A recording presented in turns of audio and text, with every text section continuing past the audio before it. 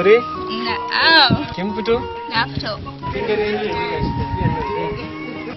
Saboda tafiyan nan ita za ta zame mana alkhairi. In je in samu aiki, in sama mana abin da za mu zo a kawo a sadakin nan mu yi aure. Dole sai na yi tafiyan nan. Ni ba ma wannan ba. Idan ka je ka san garin da za ka je? Na sani. Zan je garin ɗan Isa ne.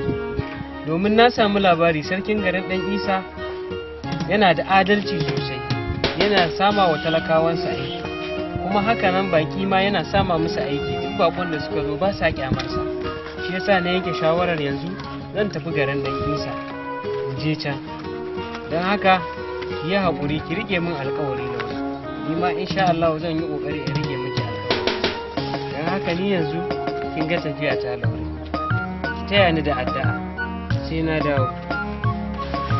Ki yi haƙuri Laure sai na dawo Laure.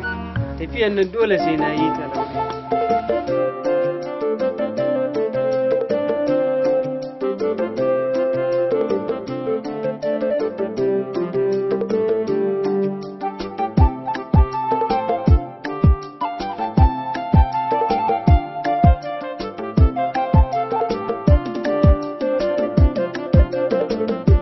So sinadari, so wani sa'in haɗari ne, yau hijira ta so zan yi zuwa gari na ɗan Isa.